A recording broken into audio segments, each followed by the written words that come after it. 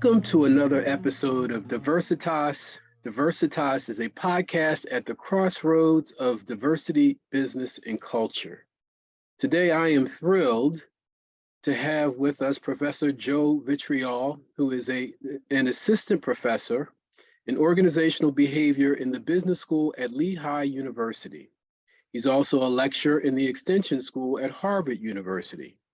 He studies the causes, consequences, and solutions to bias in judgment and behavior in applied contexts, including the context of political, legal, and organizational settings. So we are very happy to have him today because what we want to do is talk to him about this whole issue and concept of unconscious bias. Now, this is not the only interest that Professor Vitriol has. His academic interests are varied, and in addition to his expertise in the areas of implicit bias and anti-prejudice interventions, he also has extensive experience as a media expert on misinformation, fake news, and conspiracy theories. He acts as an expert witness on sources of error and unreliability in eyewitness memory, and consults with law enforcement and government agencies on a range of topics within the social and behavioral sciences. And lastly, he acts as a strategist for political communication and is a litigation consultant on numerous psychological issues impacting cases in the courtroom. So that is a very, very lengthy introduction to our guest today, Professor Joseph Vitriol. Well, thank you so much for the wonderful introduction. Really happy to be here. So, in the work that I do on a regular basis, I often talk about this concept of unconscious bias, but I don't have certainly the benefit of the research that you have been involved in. So I wanted to talk to you because as an academic, I think you're closer to the topic than even I am kind of as a practitioner. So tell the audience, what is unconscious bias? It's a great question. It's an important question for understanding sources of prejudice and discrimination and bias and judgment and behavior, both at the individual and the structural level. I would suggest that contemporary psychological science has moved away from characterizing what I'll describe as implicit bias as unconscious bias. And the reason is that the term is a little bit more limited than our best understanding of the psychology of unintentional bias. And by that, I simply mean that implicit cognition is a term that is often used interchangeably with unconscious cognition. Implicit includes processes that influence how we think, how we perceive, how we act without our conscious awareness, meaning that we don't necessarily know what's influencing how we're acting, or we're not aware of the impact of our actions on others. That's the unconscious piece. But there's another dimension that contemporary psychological scientists have really focused a lot on, moving away from thinking of unconscious bias as entirely outside of awareness, and focusing instead on its automaticity, that is, processes that we can't always control, even if we are aware. So we may be influenced by things that we're aware of, but how it affects our judgment and our behavior is somewhat automatic in constraining the things that we see, how we feel, the kinds of thoughts that do become conscious awareness, and the stuff of goal-directed or deliberate forms of behavior. So unconscious is an accurate characterization of a broad class of phenomenon that psychologists have been studying for many, many decades that we properly think in terms of as implicit cognition. It can involve processes that we're not aware of, or we're not aware are influencing us, or processes that influence our judgment and behavior in ways that we are often less able to control deliberately. You can contrast implicit with what we refer to as explicit cognition. This is the stuff of conscious thought. So you ask a person, what is your opinion? What do you think? How do you feel? What do you believe? People think about it, reflect on it, and retrieve from memory a judgment, an opinion, an evaluation. But they have direct control over what they are accessing, what they're thinking about, and what they choose to express. So that's explicit cognition. Implicit cognition are processes that are fundamental to how we think about the world, how we experience the world, how we understand ourselves, how we interpret situations, and how we act towards others. And because implicit and explicit processes are related but separate, sometimes we observe that despite people's explicit intentions to be objective, to be fair-minded, to be thoughtful, to be ethical, are in conflict with or operate independent of these implicit processes that can influence and lead to bias and prejudice and discrimination despite our best intentions. So Bias, go ahead. Talk to us, Doc, a little bit about, and I understand, so from what you're saying, it seems what you're saying is implicit bias is really a more accurate description. Is that right?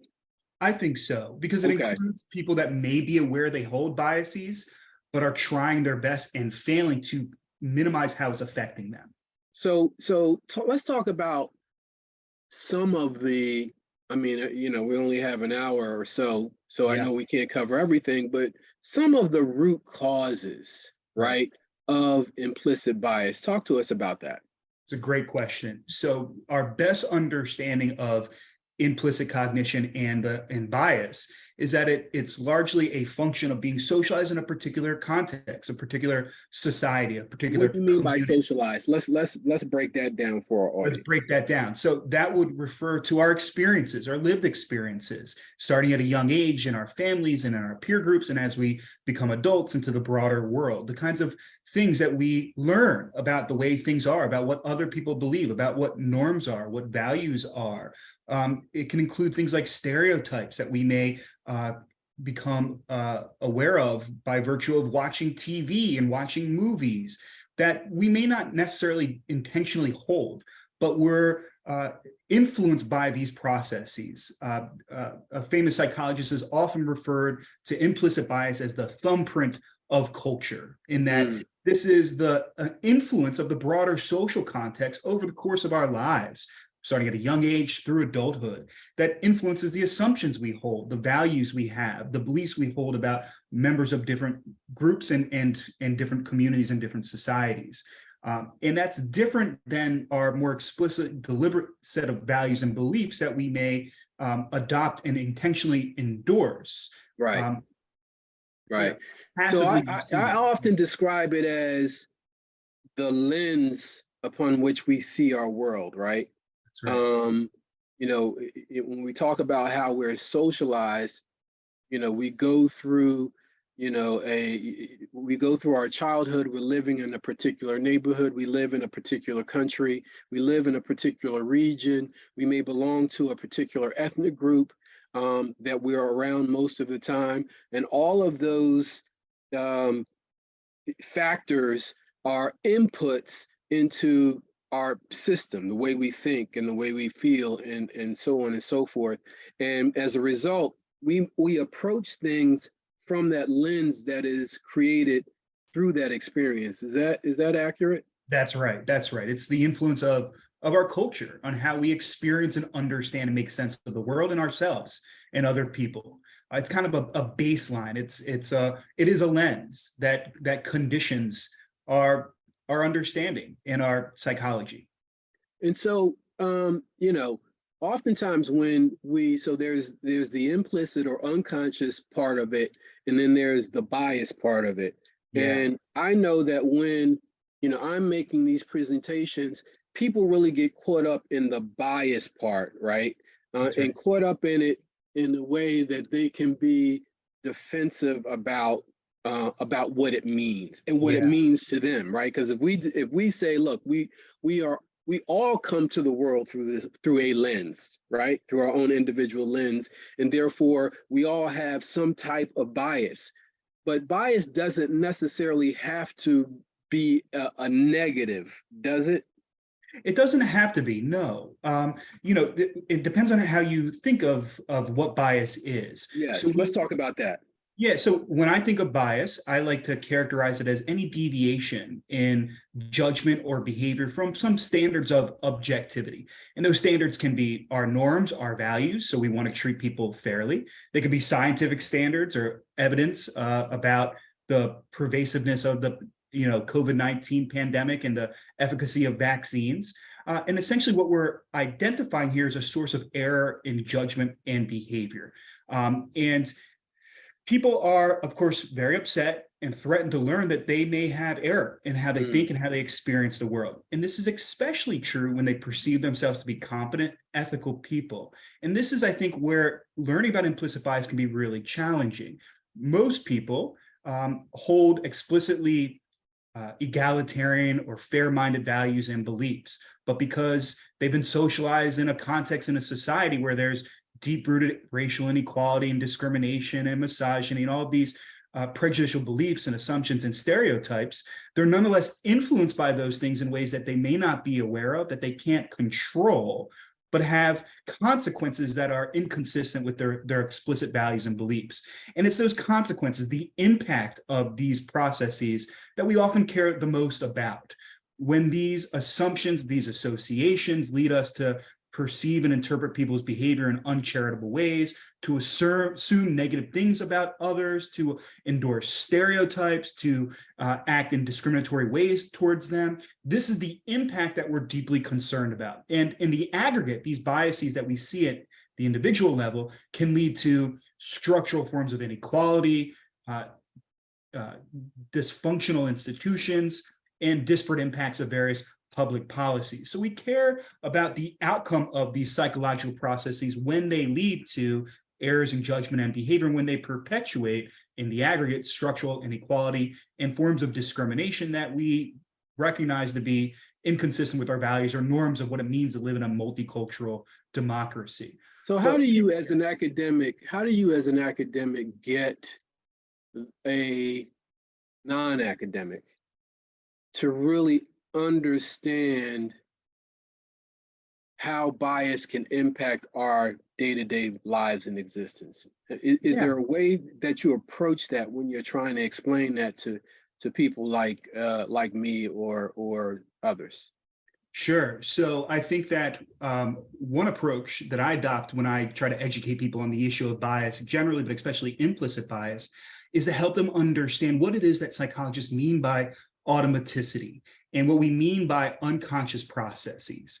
And I think one of the easiest demonstrations of that is when we encounter visual illusions or perceptual illusions, and where we perceive a stimuli, a picture in a particular way, but it leads us to draw inferences about that stimuli that's inaccurate, that's incorrect. So some classic examples of that, it's hard to explain what these visual illusions look like without seeing it, but perhaps your audience might be familiar with the illusion in which an image looks like an older woman and a younger woman at the same time. Right, an image that looks like a bunny or a rabbit, a rabbit or a duck at the same time, right? And we perceive that, we have a conscious awareness of observing this stimuli and drawing meaning from it.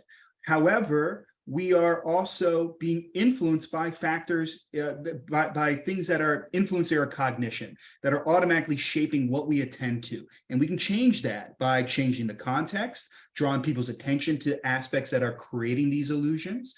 And this can help reveal or expose people to the experience of perceiving social reality in ways that are actually a product of their own biases, their quirks of the human mind.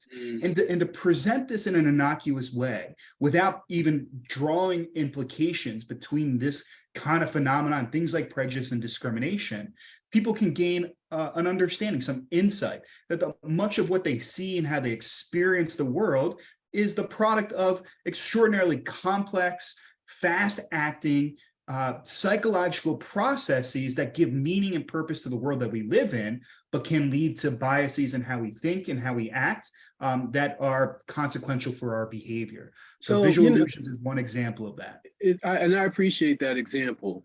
As you were talking though, I started thinking about, so when I was growing up and when I was in college many, many moons ago, We could talk about these ideas, and there would be a basic agreement, even among those who had intellectual differences, that the concept of bias is real, and that there is some baseline that we're evaluating this from. Right.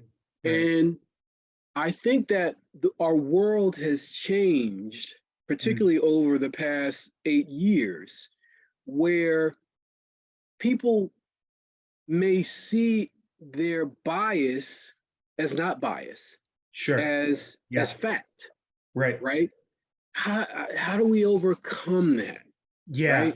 that is the challenge. I often say that the conceit of the prejudiced mind is the belief that prejudiced perceptions, stereotypical beliefs are veridical. That is, that they're an accurate representation of social reality. So people who adopt explicitly prejudiced ideologies and belief systems, whether that's white nationalism, anti-Semitism, or other misogynistic views, or whatever it might be, adopt those beliefs because they believe that it accurately explains the world that they live in. Now, there's other motivations that shape their willingness to adopt those beliefs, but they are not gravitating towards those judgments because they think that they're inaccurate necessarily.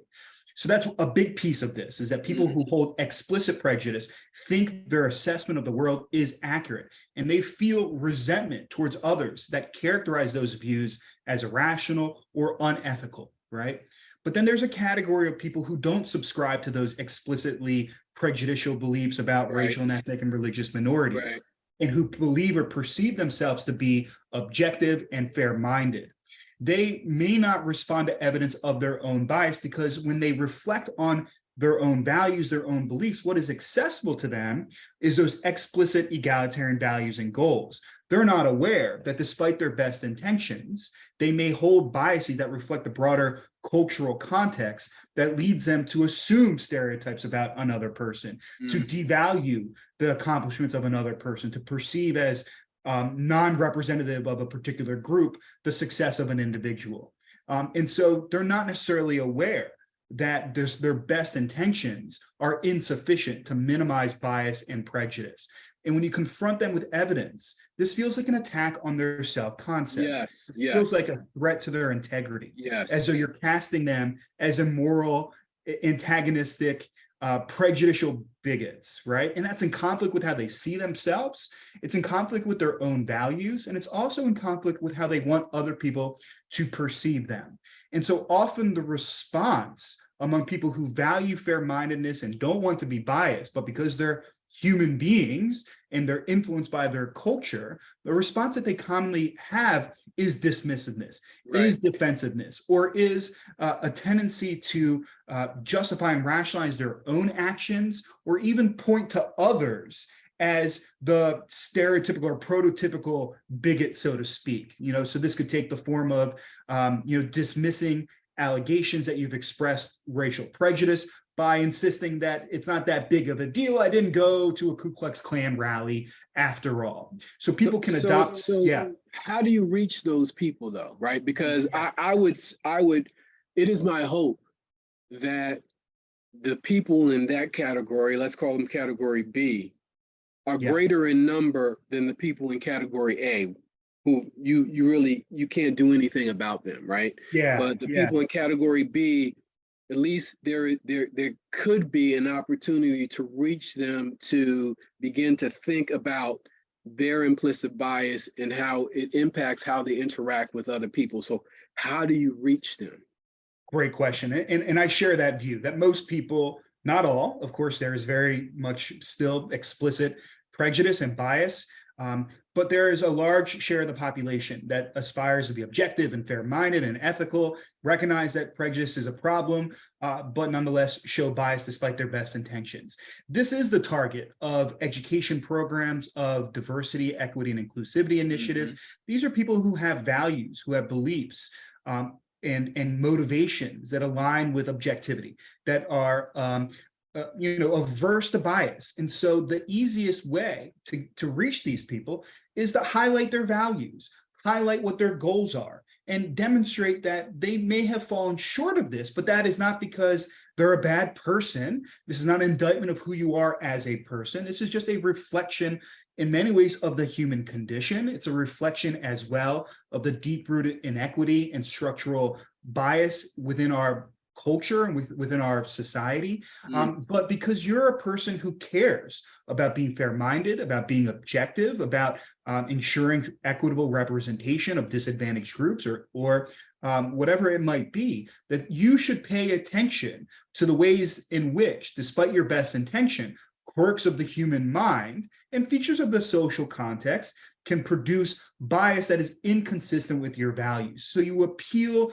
to their explicitly expressed values and intentions and work with them to more closely align their behavior, or if you're working with organization, their policies, work with them to align those things with what their values are. You say you want to be fair-minded. You want a more inclusive workplace culture. You recognize the benefits of diversity. You're averse to prejudice and discrimination.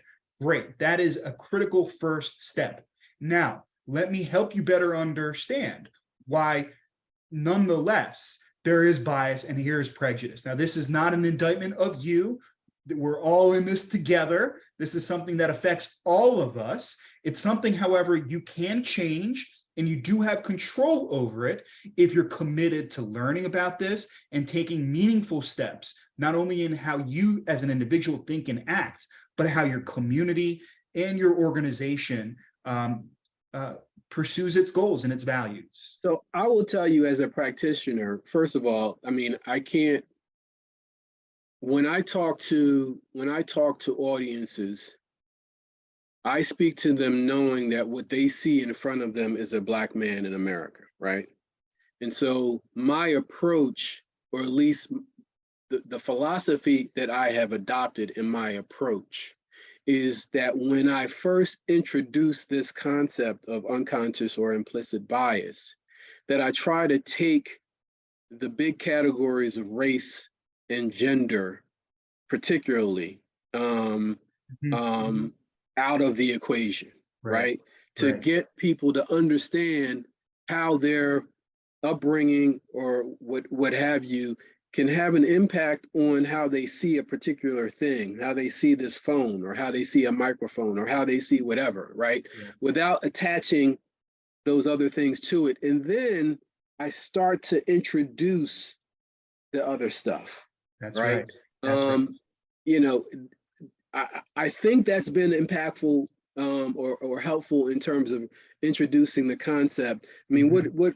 Give me your 2 cents on that. I agree, Michael. I think that's a really good intuition. It's aligned with how I implement bias education and training, and how I advise my students to do as well.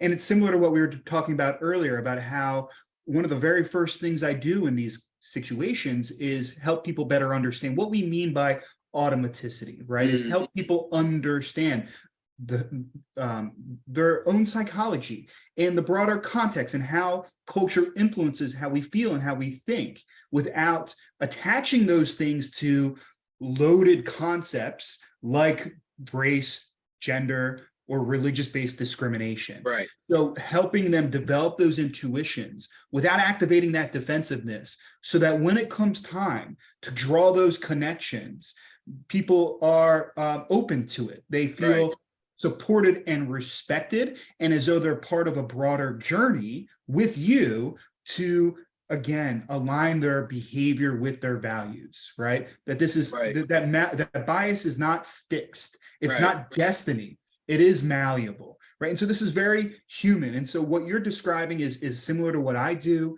right? So I'll do a whole demonstration on how we have biases against fans of opposing sports teams, right? So I'm a fanatic of Philadelphia sports teams, as I suspect much of the audience is. I have deep-rooted, explicit bias towards fans of the Dallas Cowboys, right? We understand that. Boston Celtics. We recognize that, yeah. And so that's something that people can relate to. They understand that this is part of what it means to be a human, that we form attachments, we have assumptions, we have beliefs, and sometimes that may generalize unfairly to our judgment of others, right? But helping them, reminding them that about these processes, and then moving in the direction of saying this broader architect that we've described about the way the mind works, about how we understand other people, how we're influenced by things that we're not aware of, despite our best intentions, makes it easier for people to receive and learn about the concept of implicit bias. So the strategies that you're adopting, I think, are good ones. You can't enter these situations saying you're a racist and you're a terrible person for doing that, and you should feel bad. Yeah, it's just not. I mean, you know, another thing I do, and I probably do this before anything else, is to talk about the limitations of the human mind and how the human mind processes information, right? And that socialization that occurs and what we take in from being socialized are essentially shortcuts to process the data that we receive on a regular basis. That's right. Is that, now I'm not a psychologist, I'm a lawyer, but you know, based upon my reading, you know, I think that's an approach that is helpful to when I'm starting to explain that. Absolutely. In many ways, the processes that lead to biases are functional and adaptive. They help us make sense of the world that we live in, allow us to process and organize and retrieve when we need it.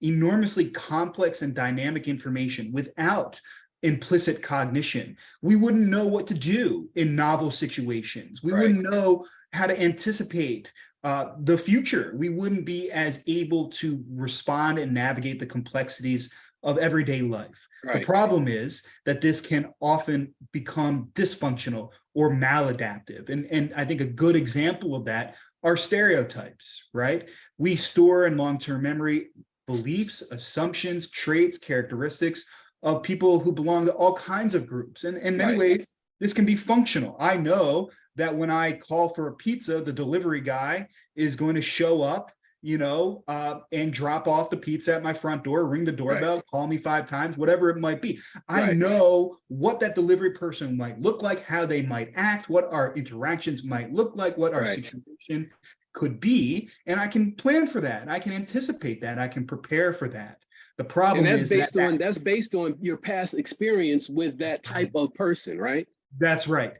But also in the case of intergroup bias towards race, ethnic, gender categories, is that other than in parts of Philadelphia like Germantown, most Americans do not have direct experience with members of different social groups. And so what they know about those groups is often mediated. That is, it comes through the media and how members of groups are portrayed and represented and talked about.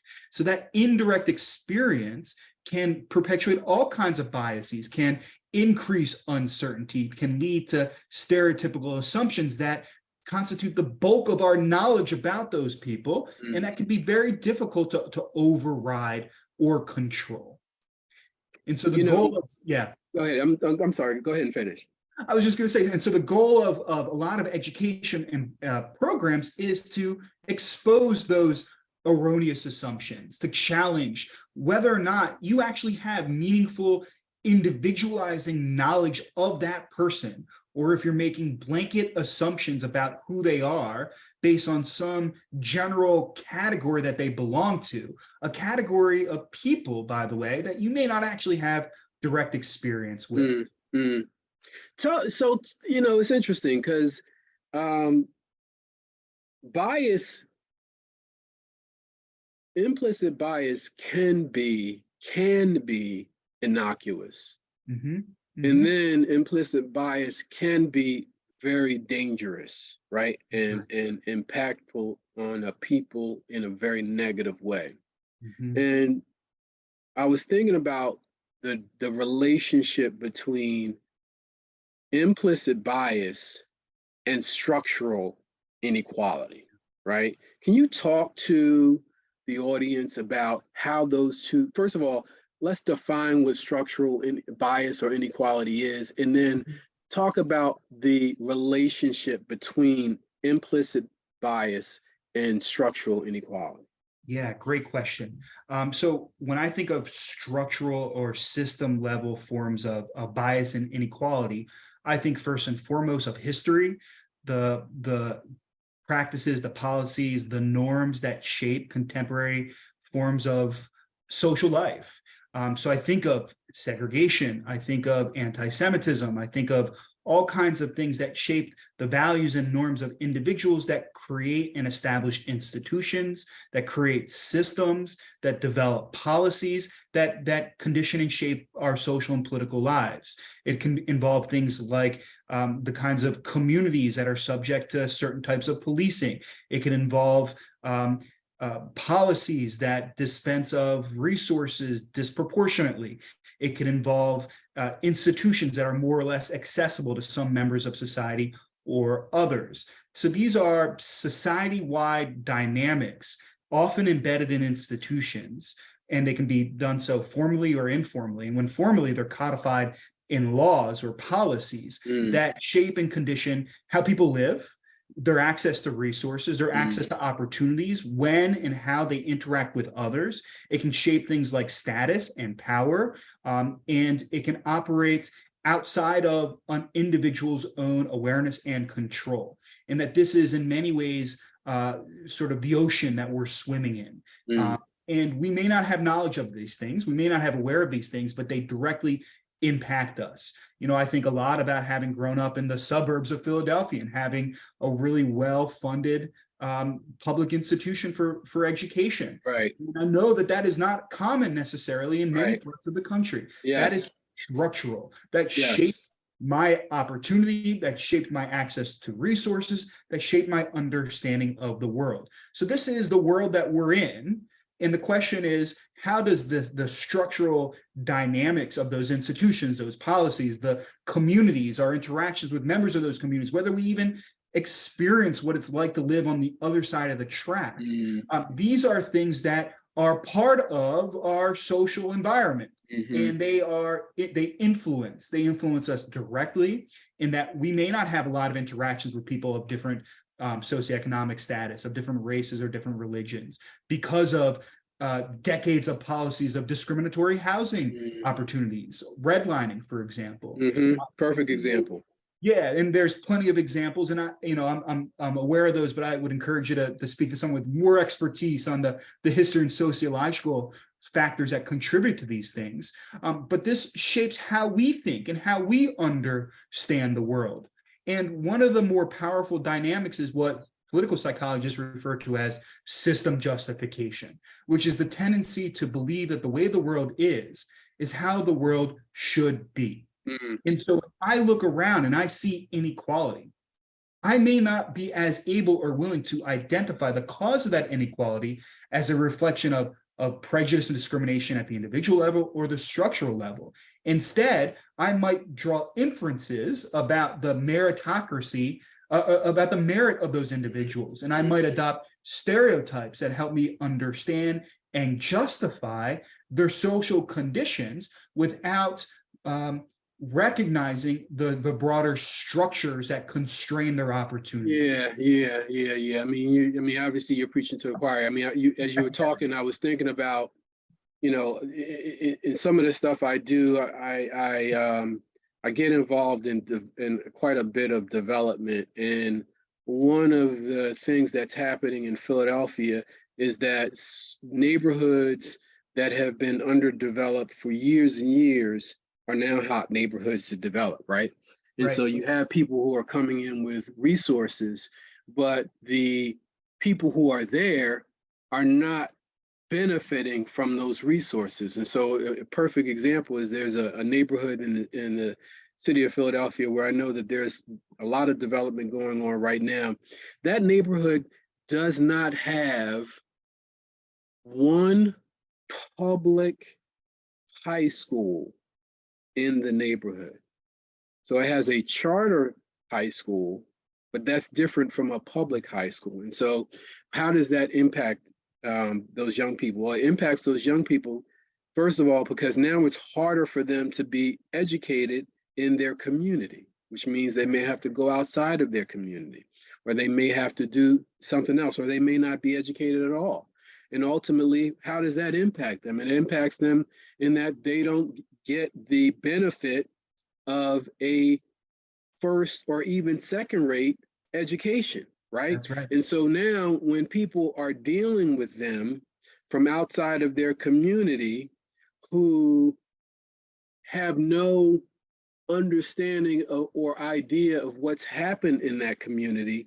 They're looking at them in a particular way, which they may be looking at them as inferior without bringing in the context. That's right. Of all that has happened in that particular community, so That's that right. those people are not ready, for example, to get jobs that may be available to them because That's of the economic activity that's coming into the community, right? That's right. And then they're perceived as architects of their own misfortune. Yes. Right. And so Yes. I think the fact that public schools, their funding and resources are tied to the socioeconomic status of the local community is, I think, a textbook example of what we mean by structural inequality, right? Wealthy areas, wealthy communities have well-funded schools, they have resources, they have programs, they have great teachers. But why should people who are born into more impoverished neighborhoods not have access to those things? Right. And so how do people make sense of that complexity? Right. One, they may not even be aware of that structural inequality. I'd be willing to guess that a whole lot of people don't know that public schools are funded by local tax revenue, right? Yes. Right. But they may perceive those communities, so they'll discount the broader structure, the broader environment. That's what psychologists refer to as the fundamental attribution error, right? We see the individuals as responsible for their own behavior. And I'm a believer in personal responsibility, but it's easy to exaggerate those things and ignore the broader context.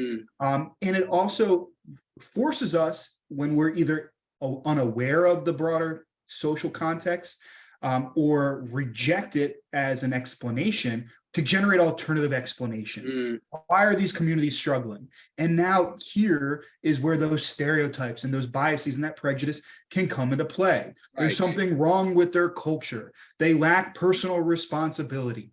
They're not committed to the American dream. They don't work hard enough, right? These are explanations that are inadequate and insufficient from both a scientific and, I would argue, an ethical perspective. They're ignorant of history, but they make that individual feel better about the nature of the world that they're in. But here's the thing about the time that we're living in right now that scares me.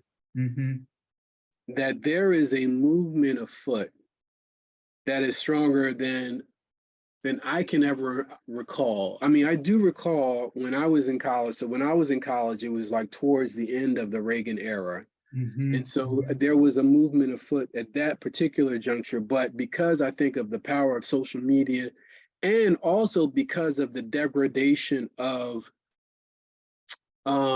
public education generally, right? Because here's the thing about public education and its degradation.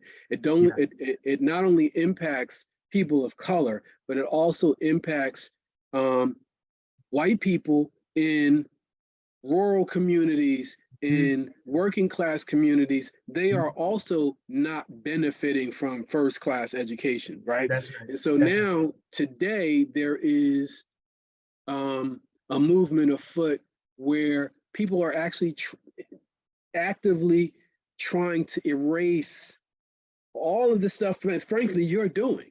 Right. And all of the stuff that I am doing. Right. And there is some level of success in that erasure. Right. You can see it in Florida, for example, because of the fundamental change in the populations that live in this country. And that, to me, is a troubling fact. I agree completely. And I tend to think of this as a kind of a reactionary dynamic, but it's nonetheless a type of backlash towards steps made towards a more equitable, inclusive, and diverse and multicultural society in which everybody has equal rights and standing and voice in democracy. Sadly, I think that kind of reactionary backlash is as American as apple pie. Throughout history, there has been 2 steps forward, 1 step back. And we're experiencing that step back. And I don't mean to diminish that as a concern, because it's one that I deeply share as well with you. I do think that, white nationalism is very much on the rise. And that takes an authoritarian turn, and it can be understood as fascism. And I do Yes. believe that those powers are mobilizing and have been for a long time, but especially in the last 5 years. And I think a lot of it might be backlash to a more progressive and tolerant era that we experienced under Obama, although that's a simplification. But I do think that in my lifetime, in my generation, there's been younger, more progressive, and more diverse people gaining power, gaining influence. Social media is giving a platform for people who have perspectives that might otherwise have been ignored, that come from marginalized and disadvantaged communities, and they're now demanding people take their rights and their dignity seriously. And I think that upsets a lot of people. I think that activates the explicit prejudice and discrimination, where there is a share of the public who just do think that members of those groups are inferior and less deserving, less American, and less desirable as members of our society and in American democracy, generally speaking. But then I think there's a lot of people that are uncomfortable with change, generally, who perceive themselves to be, egalitarian, and are justifying and rationalizing inequality without, I think, having the courage of their conviction to state plainly that they believe that America belongs to some and not others. So, it's interesting because I do believe anecdotally that many people see the election of Obama as a watershed moment in that regard, right? Have you seen any research that really interrogates that? How the election of Obama really kind of brought on a lot of this, what we're seeing today? Yeah, I would say that the best predictor of support for Barack Obama was racial resentment, besides partisanship. That's true now.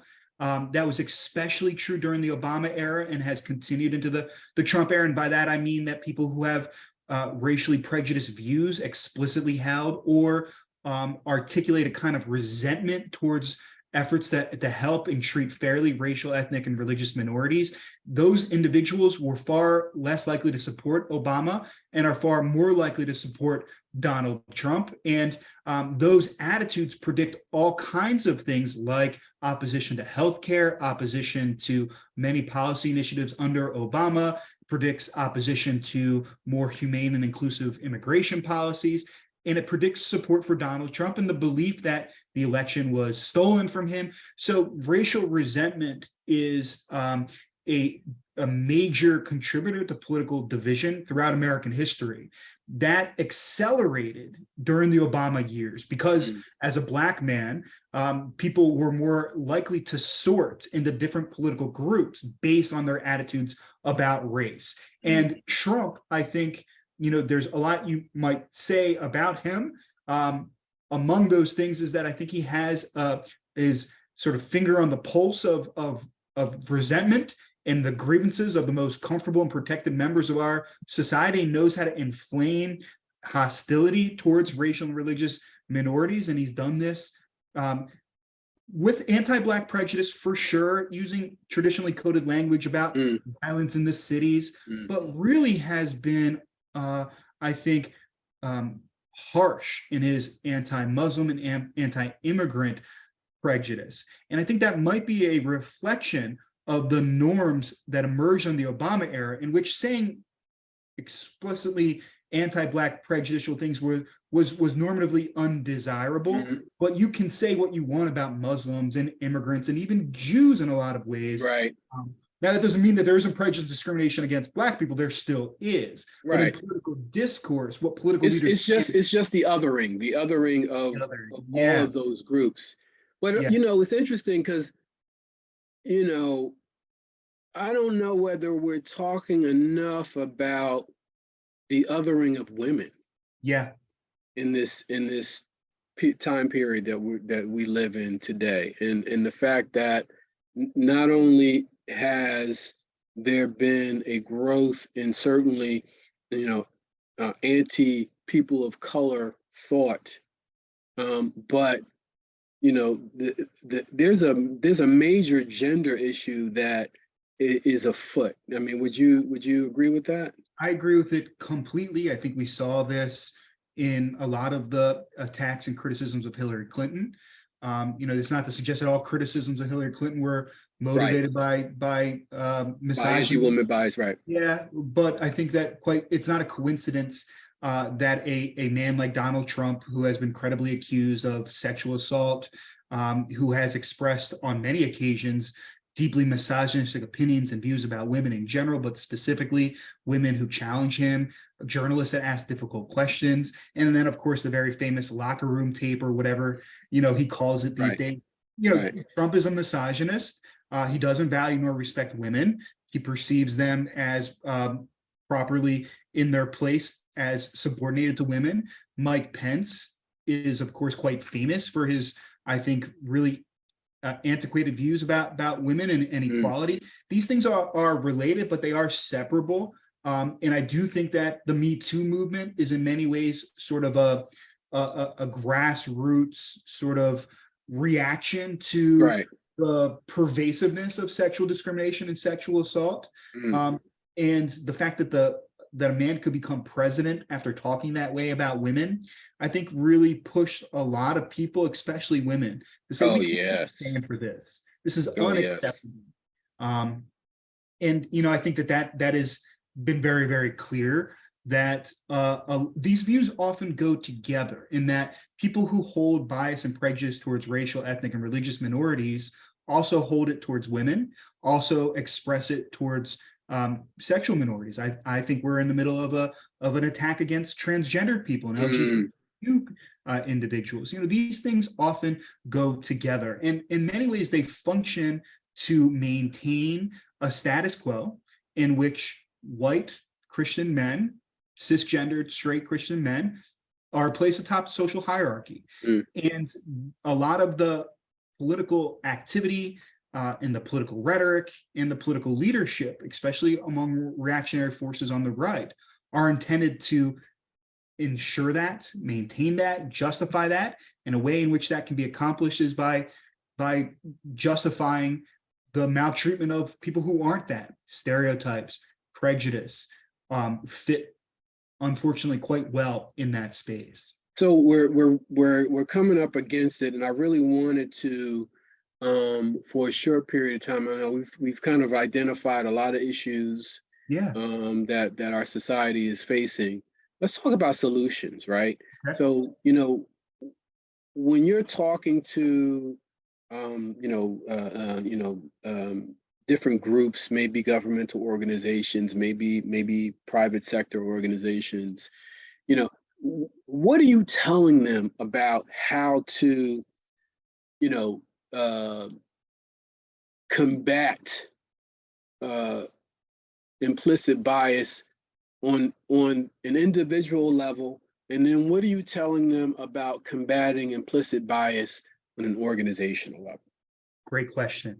So at the individual level, we have to recognize that we have a responsibility as ethical, informed citizens living in the year 2023 to understand the issue of prejudice, discrimination, and inequality, and proactively take steps to ensure that it doesn't influence our own judgment and our own behavior. And the first step towards that, I think, is education and having and valuing diverse interactions with diverse others, and challenging yourself to grow, to learn, to use language that I don't always adopt myself, to check one's privilege and to seek at the door, an understanding beyond your own limited experience.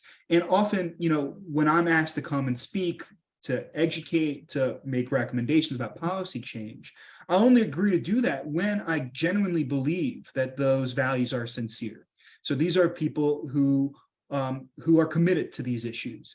And so it's really helping them understand and become aware of what contributes to things they recognize to be undesirable.